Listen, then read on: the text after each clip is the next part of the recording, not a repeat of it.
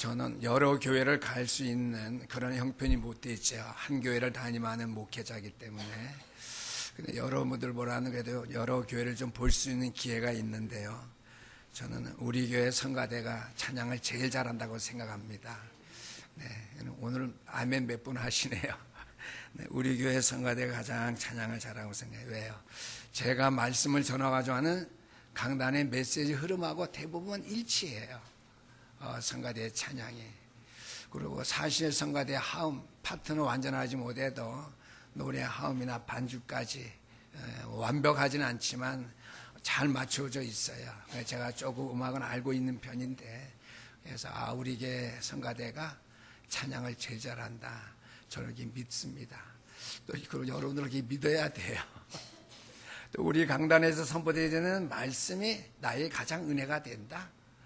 어느 교회 가든지 간에 내 강단에서 내가 듣는 그 말씀이 나에게 큰 은혜가 되고 축복이 된다, 이렇게 아멘하고 믿어져야 됩니다. 제가 요새 아멘을 많이 강조 못하는데, 아멘 그러면 그렇게 됩니다, 그렇게 될 줄 믿습니다, 그렇게 되어집니다 하는 것이기 때문에 아멘은 많이 할수록 좋아요. 저는 이전에는 산에 가서 기도 많이 하고 우리 교인들로 많이 했지만은요, 기도할 때는 아멘 하는 거 좋아했지만 말씀 전할 때 아멘 하는 거 별로 안 좋아했어요. 제가 합동층 목사잖아요. 순복음교회 목사도 아니고, 또 거룩한 주일날 예배에 그냥 주의 백성들이 그냥 아멘 속으라고 믿으면 되지, 뭘 목사가 서야 하는데 아멘 하는 소리가 사방에서 튀어나와야 되냐, 이게 제가 어린아이와 같이 생각을 잘못했어요. 그러나 이제 목사로서 조금 장성한 분량에 제가 서다 보니까 그게 아니었구나, 제가 많이 회개하고 후회해요. 주의 백성들이 강단의 말씀이 선포될 때 아멘, 아멘 그래야 돼요. 이스라엘 백성들이 포로로 돌아와서 에스라 선지자가 말씀을 전할 때에 너무나 말씀에 사모하고 말씀에 그리워서 굶주린 영혼에 대해서 눈물을 흘리면서 아멘 아멘 했다고 그랬거든요. 그런 말씀 부분은 그 이스라엘 백성들에게 향한 것이지, 비록 하나님의 말씀이라 할지라도 우리와는 상관이 없다, 현장감이 떨어진다, 제가 이렇게 믿었어요. 생각했어요. 그냥 하나님의 말씀은 아니에요. 언제 어디서나 1000년이 흘렀든지 2000년이 흘렀든지 우리의 현장과 동일한 현장의 말씀의 사실을 여러분이 믿으시기를 주님을 축원합니다. 에스라 선지자가 이스라엘 백성들이 포로생에 들어와서 눈물을 흘렸어요. 우리가 하나님의 말씀을 떠나서 포로 생활하고 비참하고 참담하게 살았구나. 이스라엘 노래를 내가 바벨론 나라에서 부를 수 없기 때문에 수금을 안 타려고 우리의 손가락 마디까지 잘랐구나. 하나님의 찬양을 이방 땅에서 안 부르려고 그러기까지 했지만은요, 그게 헛수고였어요. 하나님의 말씀이 선포될 때 아멘 아멘 하셔야 됩니다. 우리에게 뿌리가 내려지고 나에게 집중되어지며 내 삶 속에 살아있는 말씀으로 꿈틀거려지는데, 2000년이 지났거나 3000년이 지났거나 관계없이 하나님의 말씀은 지금도 살아있는 하나님의 말씀인 사실이기 때문입니다.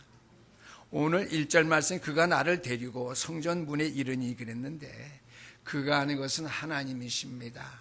하나님께서는 에스겔 선지자를 데리고 성전 문지방으로 성전 앞면에 동쪽을 향해서 같이 들어갔다라고 하는 것이 기록되어 있습니다.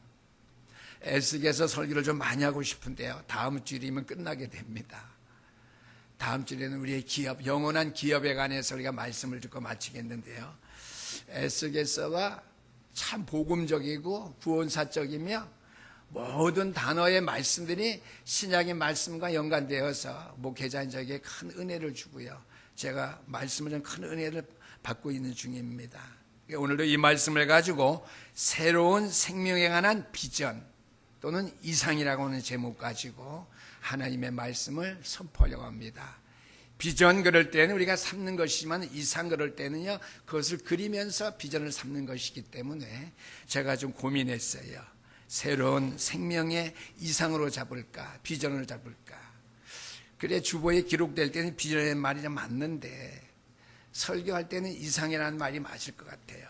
새로운 생명에 관한 이상, 영원한 꿈, 그 비전을 우리가 오늘 말씀을 통해서 붙잡는 은혜와 축복된 시간이 될 수 있기를 주 이름으로 축원합니다. 우리 신약의 성도님들은 우리의 믿음의 생활을 가끔 점검해 봐야 됩니다. 또 자주 점검해 보면 좋아요. 내가 하나님 앞에서 내 자신의 신앙 상태를 돌이켜 볼 때에, 또 내 삶의 모습을 볼 때 때로는 건조하고 또 심하면 사막과 같은 그런 황량한 벌판에 내가 놓여 있다고, 내 신앙생활 모습이 그렇다고, 내 삶이 그렇게 놓여져 있다고 느끼는 때가 혹시 있지 않습니까? 그러한 때가 있겠죠. 그렇죠? 주의 정도 그런 일이 나에게 없도록 늘 깨어 있으려고 발버둥 쳐요. 요즘은요, 우리 성도님들, 어제도 제가 얘기를 했죠. 권사님은 17번째 사모를 나랑 포럼하는 당첨자입니다. 오후에 우리 장로님이랑 같이 하면 20번 넘어가겠죠. 또 오후에 김영준 지사랑 이렇게 사모를 포럼하게 되면 이제 30번 다 되겠죠. 30명이 지난주간 일주일 동안 말씀 선포되어진 것, 집에 가서 말씀 읽으면서 은혜 받은 것, 주회종하고 어떻게 디스커션 대화하는 거예요. 사모를.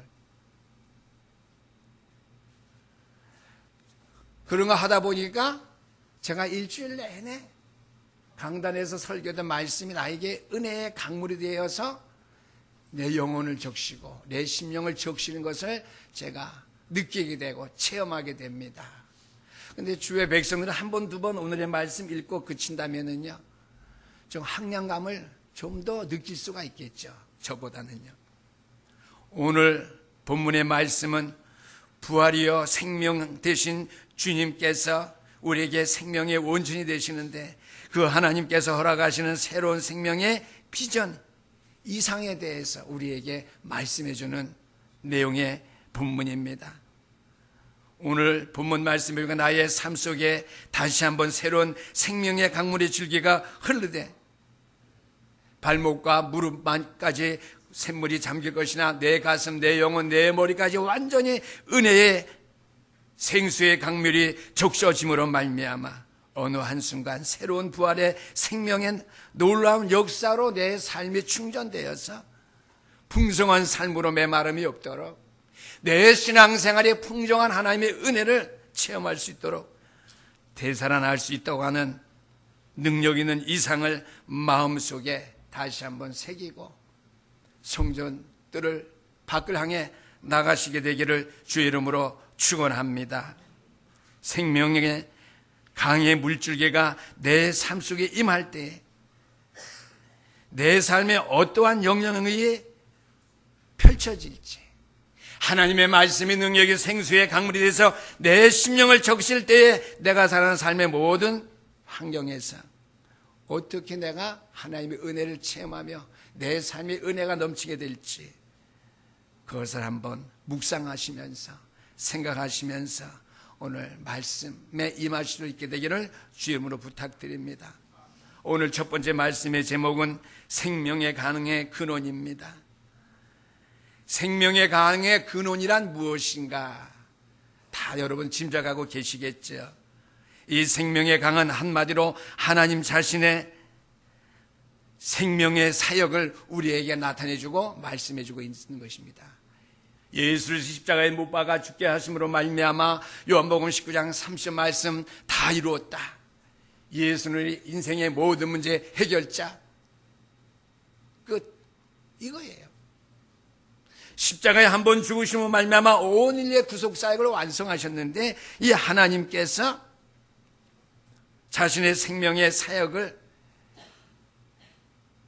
은혜의 생수의 강물이 풍성하게 흘러서 넉넉하고 부유하고 부족함이 없도록 만족하게 하고 넘치게 하는 것 같이 그 사역을 오늘날 이 땅의 교회들을 통해서, 오늘 이 땅에 믿고 있는 모든 믿음의 백성들을 통해서 넉넉하게 체험할 수 있도록 구속의 은총과 그 은혜의 축복의 삶과 신앙생활을 풍족하게 할 수 있도록, 저와 여러분들 교회를 통해서 237 나라를 살릴 수 있는, 세계 복음할 수 있는 능력과 비전을, 이상을 품을 수 있도록 우리 하나님께서 하신다고 하는 것이죠. 생명의 강의 근원은 그 자체가 하나님이시요 그리스도를 통해서 하셨다고 하는 사실, 성취하셨다는 사실, 지금도 이루고 계신다고 하는 말씀의 내용이 되겠습니다. 그래서 생명의 강의 근원인데요, 예수 그리스도는 우리의 인생의 생명의 근원이십니다. 오늘 에스겔서 47장 1절 말씀에 보니까 그가 나를 데리고 성전문에 이르시니 성전의 앞면에 동쪽을 향하였는데 그 문지방이 밑에서 물이 나와 동쪽으로 흐르다가 성전 오른쪽 제단 남쪽으로 흘러내리더라 그랬습니다. 항상 우리가 성전을 기억할 때 동쪽을 생각이 됩니다. 이 강줄기는 생명의 근원인데요, 이 생명의 강줄기의 근원은 어디일까 하는 것이죠. 오늘 본문 말씀 우리에게 확증해서 말씀해 주고 있어요. 예루살렘 성전이라네요. 이 은혜의 강줄기의 물이 어디서 흐르느냐? 동쪽으로 가서 보니까 예루살렘 성전에서, 문지방에서 그 물이 흐른다는 거예요. 근데 그 물줄기가 어디를 통과하느냐? 제단을 통과하고 있대요. 만약 이쪽이 동쪽이라면 동쪽을 흘러서 이 제단, 강단 밑으로서 은혜의 생수의 강물이 흐른다고 하는 것이죠. 그래서 오늘 장로님도 기도하셨지만은요, 강단에서 증거되어지는 메시지가 바로 하나님의 살아있는 말씀이기 때문에 은혜의 생수의 강물의 근원, 강줄기인 사실들 여러분 믿고 확신할 수 있게 되기를 주 이름으로 축원합니다. 예루살렘 성전에서부터 나온 곳이라고 그랬어요. 성전 가운데에서도 어떻게 해요? 성전 문지방에서부터 나온다 그러는데, 문지방에 어디를 통과하고 있어요? 문지방을 통과해서 흐르고 있는 중심은 제단이라고 그랬어요. 제단, 중심. 그래서 강단의 중심은, 제단의 중심은 가운데예요. 좌측이나 우측에 있어서는 안 돼요. 뭐 좌측이나 우측에 하나님의 살아있는 말씀을 선포하면 되겠지만은요, 우리의 마음 중심이 그렇지 않아요. 항상 성전의 중심에 사장 목사님이 계시고 주의 말씀이 항상 강당 중심에서 선포되어져 말씀이 역사되어지고 말씀의 능력이 임한다고 하는 것을 마음 중심에 둬야 되기 때문입니다. 그래서 1절 말씀을 읽었으니까요, 이 제단을 감싸면서 통과해야 남쪽으로 흘러 내려가게끔 돼 있다고 이렇게 말씀해 주고 있습니다. 이것이 오늘 성경 본문 메시지의 시작입니다. 동쪽의 문지방에 나와서 성전 제단 중심에 흘러내려서 어디로 간다고요? 남쪽으로 흘러간다고 하는 거예요. 예루살렘 성전의 남쪽은 사막입니다. 여러분들이 여리고로 가다가 만난, 강도 만난 사람에 대한 얘기 듣죠. 여리고 성에 가기까지 쭉 거기는 사막이에요. 나무 한 그릇 볼 수 없는 그러한 사막입니다. 그리고 우리가 오늘 그것을 먼저 생각하기 전에 성전의 제단에서부터 이 생명의 근원에 강물줄기가 흐른다고 그랬는데요, 이 제단은 이 구약시대에 2000년에 쓰여진 에스겔 선지자의 말씀이니까요, 이 제단은 장차 있을 예수 그리스도께서 갈보리 산에서 십자가에 못 박혀 죽으심으로 말미암아 장사 지낸바 되었다가 부활하심으로 말미암아 운명하실 때 다 이루셨다고 그랬거든요. 부활하셔서 승천하실 때 어떻게 해요? 우리에게 보혜사 성령님을 보내주셨거든요. 그래서 교회는 어떻게 그리스도의 피값으로 주고 세우셨고, 그리스도의 피값으로 말미암아 완성된 것이 교회입니다. 그래서 이 제단에서는 오직 우리 오늘 성가대에 찬양하지 예수 그리스도의 이름만 말하고 예수 그리스도의 말씀만 선포하고 예수 그리스도의 이름에만 영광을 돌리는 것이 제단이어야 됩니다. 정치가의 입술의 말을 빌리거나 당회장 목회자를 신격화시키고 자랑케 하는 그러한 강단이 아니라 오직 하나밖에 없어요. 오직은 하나예요. 오직 only. 오직 하나님의 말씀만 선포되어지는 제단이 되어야 된다고 하는 것이죠. 왜요? 그리스도께서 십자가에서 온 인류의 구속 사역을, 생명 영원 살리는 사역을 성취하셨고 끝내셨고 이루셨는데요. 그것이 바로 교회입니다. 교회는 그리스도의 몸이죠. 하나님의 생명의 강은 십자가 때문에 가능했다고 하는 거예요. 제단으로부터 흘러내리는 생명의 강물줄기는 어떻게 흘러내리느냐. 물론 하나님이 하신 구원의 사역이지만 예수 그리스도의 십자가의 구속의 은총과 그 능력과 사역이 아니었다면 이러한 일이 일어날 수 없었다고 하는 것이죠. 그러므로 우리에게 하나님께서 성령이 우리에게 임할 수 있도록 성령의 사역으로 새로운 생명을 체험하고 더 깊은 생명 속에 거하게 되는 그리스도의 놀라운 삶이 이루어질 수 있도록 은혜의 생수의 강물이 성전을 통해서 풍성하게 발목뿐만 아니라 무릎뿐만 아니라 가슴뿐만 아니라 머리뿐만 아니라 우리의 온몸을 충분히 채우고 강가의 모든 실감한 나무를 풍성하게 하며 죽은 바다 사해 바다까지 살려서 풍성하게 하는 그런 놀라운 역사를 이루게 했다라고 하는 것이죠.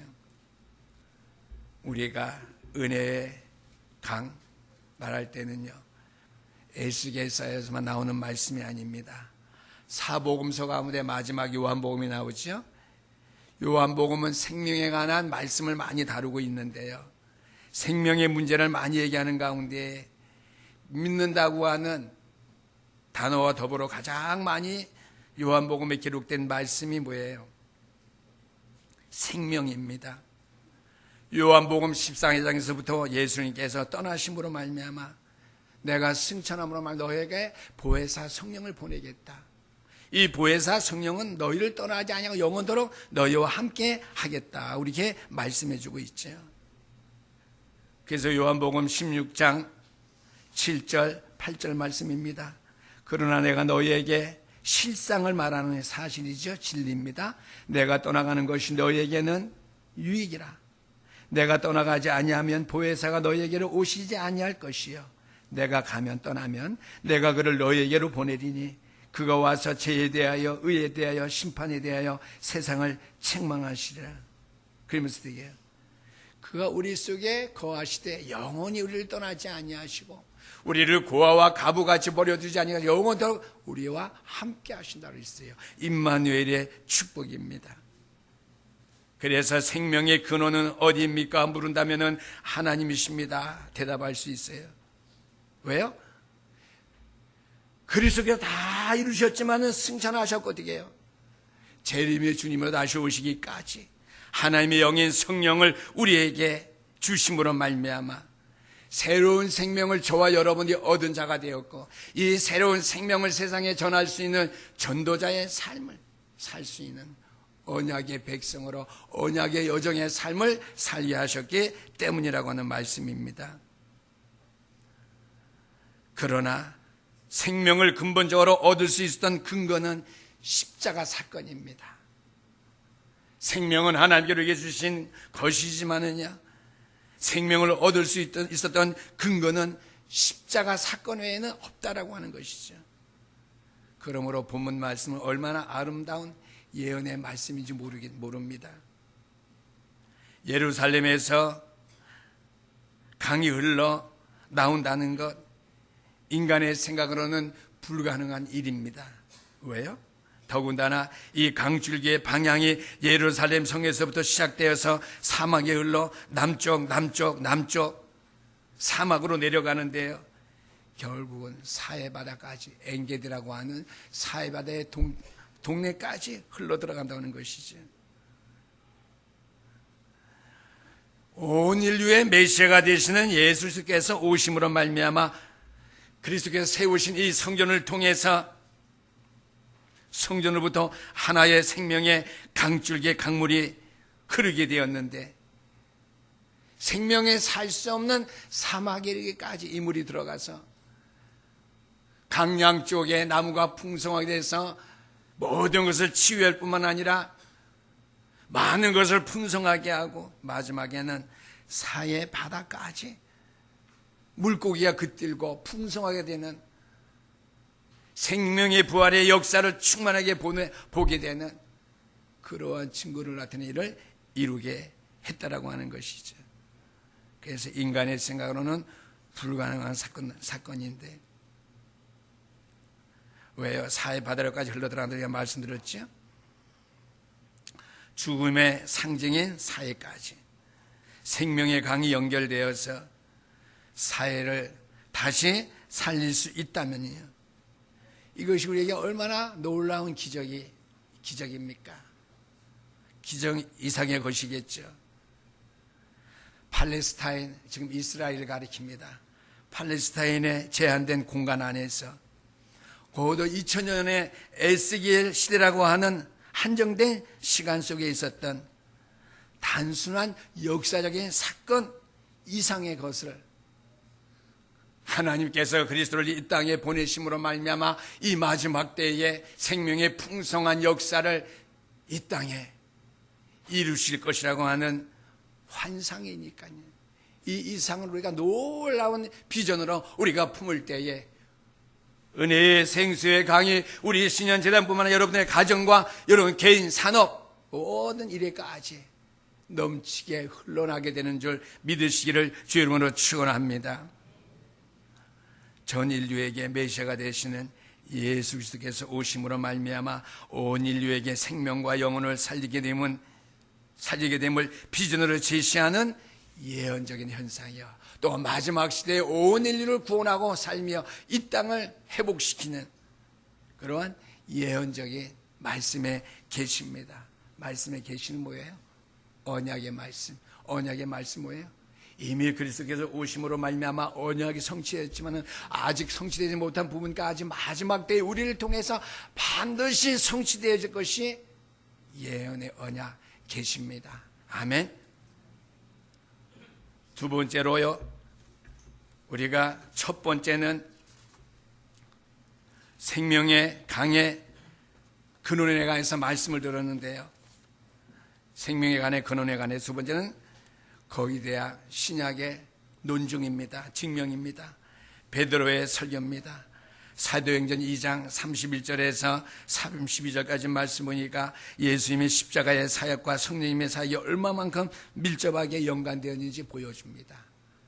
주님께서 십자가에서 인간의 모든 문제를 해결하신 십자가의 사건과 그가 떠나심을 우리에게 보내신 성령님과의 관계가 얼마나 밀접한 관계인가, 그 사역의 관계가 분리될 수 없고 얼마나 밀접하게 연관되어 있는가 하는 사실을 우리에게 보여주고 있습니다. 베드로의 오순절 아래 설교의 한 부분인데요, 31절 32절 말씀입니다. 사도행전 2장 31절 32절 말씀 보니까요, 미리 본고로 그리스도의 부활을 말하되 그가 음부에 버림이 되지 않고 그의 육신이 썩음을 당하지 아니하시라 하더니 이 예수를 하나님이 살리신지라 우리가 다 이 일의 증인이로다 그랬습니다. 이것만 읽으니까 잘 이해가 안 되죠. 초대교회에 일어난 마가다락방의 역사를 통해서 성전 미문에 있는 안진뱅이가 일어났어요. 난리가 났지요. 어떻게 되냐 물어보니까 예수가 나를 이렇게 고치신 것 외에는 내가 다른 일이 없다. 사도행전 4장에 나와요. 유대인들 바리새인들과 서기관들이 발칵 뒤집혔습니다. 예수가 누구길래 안진뱅이를 고친다느냐. 오순절 아래 성령 충만한 이유로 베드로의 설교입니다. 너희가 십자가에 못 박은 예수를, 유대인들이 대제사장들이 서기관들이 십자가에 못 박은 예수를 하나님께서 우리의 주와 그리스도가 되게 하셨다. 우리의 메시아가 되게 하셨다. 온 인류의 구세주가 되게 하셨다. 그래서 성전 문에 앉아있는 안진뱅이가 예수의 이름으로 일어나 고침을 받게 되었다. 그러면 삼천제자 오순절 날은 마가다락방이 성령 충만한 증거로 말미암아 되게. 성령 충만한 그거하고 무슨 관계 있어요? 성령 충만한 역사가 왜 일어났죠? 그리스도께서 부활하시고 승천하신 다음에 우리에게 주시라고 말씀한 사도행전 1장 8절 말씀, 성령 충만한 역사가 오순절날 일어난 거예요. 그리스도의 십자가의 역사적인 사건과 오순절 마라가 다라고 일어난 그 성령의 역사가 어떻게 해요? 온 인류에게 이 복음을 증거하는 데에 양방편이 됐다는 그런 말씀이 되겠습니다.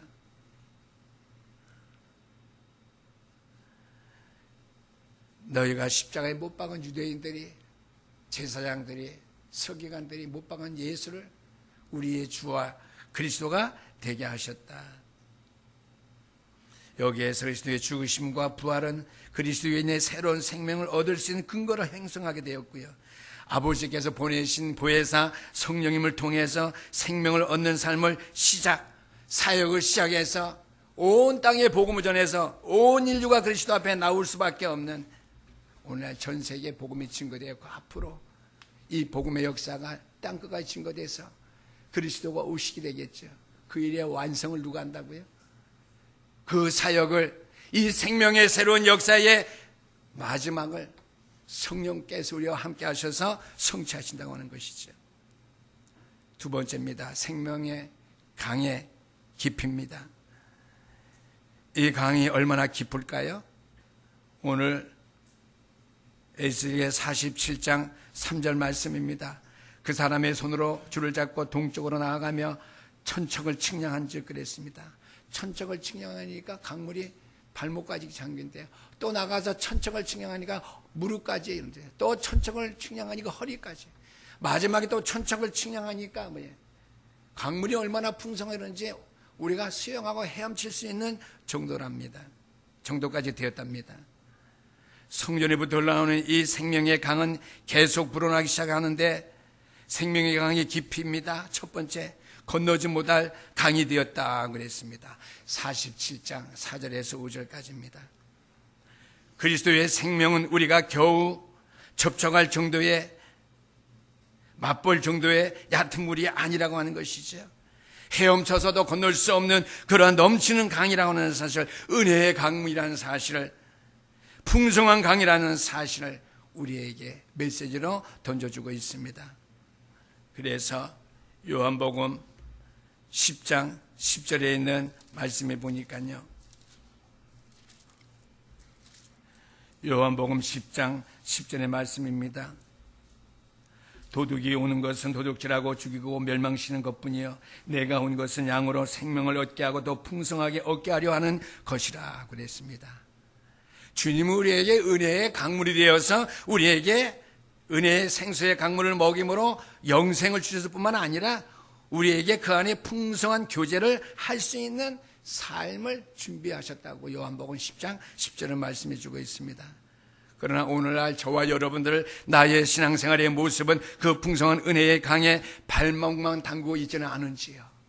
그 풍성한 은혜의 강물 앞에 우리의 무릎과 우리의 허리까지만 적시고 있지 아니한지요. 그 속에 헤엄치면서 하나님 주신 생명의 넉넉한 은혜와 풍성함의 역사를 우리가 체험하며 누리면서 우리가 전하면서 살아갈 수 있다면은요, 내 자신이 회복되어질 뿐만 아니라 가정, 가문, 교회가 회복되어지고 이 땅이 회복되어질 수밖에 없는데요, 우리의 삶이 얼마나 풍성하고 놀랍게 회복될까요? 나의 신앙생활은 어느 정도, 어느 수준까지 회복되고 풍성해질까요? 그런데 오늘 반대로 그 은혜의 강물을 풍성하게 우리가 누릴 수 있음에도 불구하고요, 나의 신앙생활, 내 삶의 모습은 어느 정도 수준이죠? 사막과 같이 공허하고 메마를 때가 있으며, 때로는 풍족하지 못해서 내 발목만 잠그고 내 무릎까지만 잠기는 얕은 신앙생활 수준에 내가 있지는 아니한지요. 생명의 강의 깊이에 대해서 말씀하는데요, 요한복음 10장 10절 말씀을 나가서 보니까 더 풍성하게 생명을 얻게 할 뿐만 아니라 더 풍성하게 얻게 하는 것이 생명의 강의 깊이입니다. 이 풍성한 생명을 약속하고 있는 또한 요한복음 1장에 있는 다른 말씀은요, 요한복음 1장 14절의 말씀은요, 성육신하신 그리스도께서 16절 말씀에 보니까 우리가 다 그의 은혜, 그의 충만한 데서 받으니 은혜 위에 은혜로라 그랬습니다. 요한복음 1장 16절 말씀, 그분은 예수님이시거든요. 우리가 그리스도의 충만함 속에서 끌어내어 받을 수 있는 은혜를 은혜 위에 은혜라고 말씀해 주고 있습니다. 은혜 위에 은혜는 뭐예요? 늘 끄집어내서 우리가 은혜를 받아 누려도 부족함이 없는 은혜의 생수에 강물이 수용할 정도로 풍성한 것 같이 요한복음 1장 16절의 말씀, 그리스도의 은혜는요, 오전 예배 때에서 따라할 수가 없네요. 마음속으로 따라하세요. 은혜 위에 은혜랍니다. 항상 끄집어내도 부족함이 없는 풍성한 은혜, 은혜 위에 은혜라고 이렇게 말씀해 주고 있습니다. 우리가 주님의 은혜를 끌어내었다고 해서 은혜의 강이 마르지 않죠. 헤엄칠 수 있는 은혜의 강이요, 어떻게 해요? 사해 바다까지 살릴 수 있는 그러한 강물이기 때문에 우리에게 풍요하고 쓰고 남음이 있다라고 하는 것이죠. 이사야서에도 보니까요, 이사야서 33장에 있는 말씀입니다. 이사야 33장 20절에서 21절 말씀 보니까 우리 절기의 시온성을 보라, 내 눈이 안정된 처소인 예루살렘을 보리니, 시온의 예루살렘을 보래요. 그것을 옮겨지지 아니할 장막이라, 하나님의 성전이래요. 그 말뚝이 영영이 뽑히지 아니할 것이요, 그 줄이 하나도 끊이지 아니할 것이며, 여호와는 거기에서 위엄 중에 우리와 함께 계시리니 그곳에는 여러 강과 큰 호수가 있으나 노젓는 배는 큰 배가 통행하지 못하더라. 얼마나 큰지, 그것은 노젓는 배, 일반 배가 통과할 수 있을 정도로 망망한 대야와 같은 그러한 호수요, 강이라고 하는 사실로서 말씀을 표현해 주고 있습니다. 마지막 세 번째입니다. 생명의 강이 끼치는 영향력이 있는데요, 생명의 강이 우리에게 주는 영향력이 무엇이겠습니까? 첫 번째는 저와 여러분 다 아는 바대로 생명을 주는 역할을 합니다. 오늘 본문 6절에서 7절까지 말씀이 되겠는데요, 그가 내게 이르되 인자야, 내가 이것을 보았느냐 하고 나를 인도하여 강가로 가게 하시기로 내가 돌이켜 강 좌우편 나무가 심이 많더나. 쭉 나오죠. 예루살렘에서 나와 남쪽으로 내려가기까지 계속 사막지대인데 여륙으로 내려가기까지 한 그루의 나무도 없다고 제가 말씀드렸습니다. 그러나 거기로 내려가는 강줄기에 나무가 가득하다고 본문은 밝혀 말씀해 주고 있습니다. 메시아를 통해서 이루어질 새로운 생명의 풍성한 사역의 예언일 뿐만 아니라 우리가 천국에 도달했을 때에 완성된 하나님 나라의 이상과도 통한다고 하는 사실이지요. 풍성하다고 하는 것. 두 번째는 치료하는 역할을 감당합니다. 8절에서 10절까지 말씀인데요, 8절 말씀 읽어보니까 그가 내게 이르시되 이 물이 동쪽으로 향하여 흘러 아라비로 내려가서 바다 이르는 물로 그 바다의 물이 되살아나리라. 사해바다를 가리키는 말이에요. 사해바다를 가리켜서 흘러내리는 생명의 강 때문에 그 바다의 물이 소생한다고 하는 말씀이에요. 죽은 바다의 부활을 한번 연상해 보십시오. 죽은 것을 살리는 생명의 사역을 이 예루살렘 성전에서는 이 강물이 해결했다고 하는 말씀이 되겠습니다. 또한 9절의 말씀은 이 강물이 이르는 곳마다 번성하는 모든 생물이 살고 또 그 고기가 심이 많으리니 이 물이 흘러들어가므로 바닷물이 되살아나가고 이 강이 이르는 각처의 모든 것이 살 것이며, 하나님의 은혜의 역사가 임하는 것보다 생명의 은혜의 능력이 임하는 것마다 모든 것이 살아나고 회복된다고 하는 것이죠. 10절의 말씀은 못 읽겠는데요, 시간이 없어서. 엘레 글람이라고 하는 것은 사해바다 시작된 첫 번째 마을이고요, 엔게디는 사해 가운데에 있는 부분이지만은요, 사해바다의 한 중심에 있다고 우리가 봐야 됩니다. 이 두 성읍은요, 사해바다의 중요한 부분을 다 차지하고 있는 동네, 그러한 지역의 모형입니다. 지금은 큰 관광지로서 수영도 하며 해수욕도 하며 목욕도 할 수 있는 그러한 지역이 되었죠. 그래서 치료하는 역할을 감당하게 된다. 생명의 강물이 하는 역할은요, 세 번째로는 열매 맺게 하는 역할을 한다고 하는 것이죠. 12절의 말씀입니다.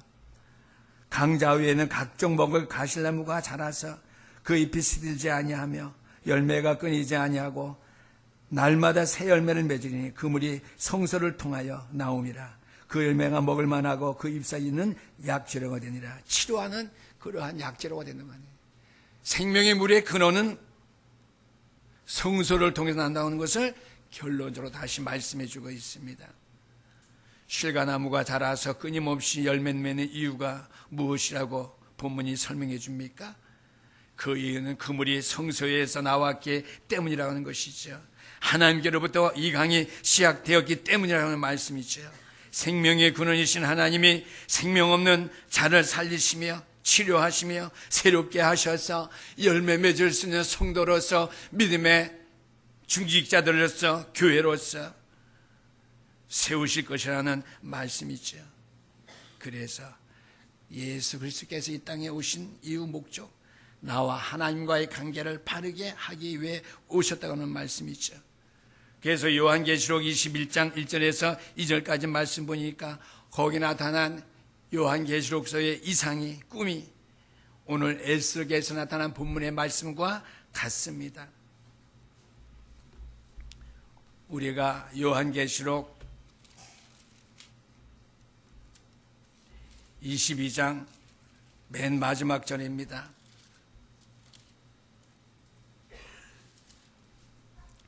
요한계시록 22장 1절에서 1절까지 말씀 보니까 또 그가 수정같이 맑은 생명수의 강을 내게 보이니 하나님의 및 어린 양의 보좌로부터 나와서 길 가운데로 흐르더라. 강자 위에 생명나무가 있어 12가지 열매를 맺되 달마다 그 열매를 맺고 그 나무 잎사귀는 만국을 치료하기 위하여 있더라. 만국 237개월 치료하기 위해서, 살리기 위해서 있는 나무래요. 이제 말씀을 더 이상 설명드릴 수 없습니다. 시간이 많이 흘러서요. 그래서 에스겔에서 나타난 말씀의 이상과 비전과 요한계시록에 나타난 말씀, 요한복음에 나타난 말씀, 한 부분 가지고 성경을 말하면 거의 큰일 납니다. 전체가 생명의 근원에서 같이 말씀을 이렇게 말씀해 주고 있어요. 결론의 말씀입니다. 우리에게 있는 이 생명, 또 우리를 살리는 이 생수의 강의 근원은 어디입니까?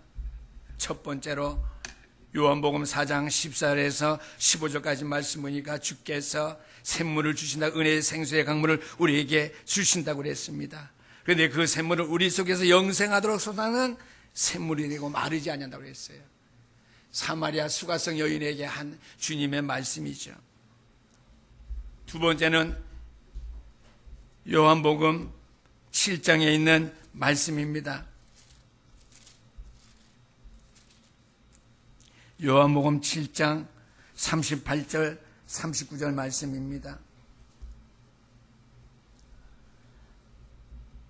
나를 믿는 자는 성경의 이름과 같이 그 배에서 생수의 강이 흘러나리라 하시니 그랬습니다.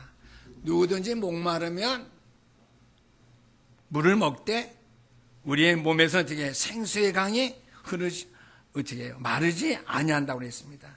우리의 배에서 생수의 강이 흘러나온다고 그랬습니다. 나를 믿는 자는 이 풍성한 생수의 강에 발목 아니며 무릎을 담근 채 만족해서 우리 신영교회 성도님들 저와 여러분 살고 있다면 얼마나 그것이 설굽은 일이겠습니까?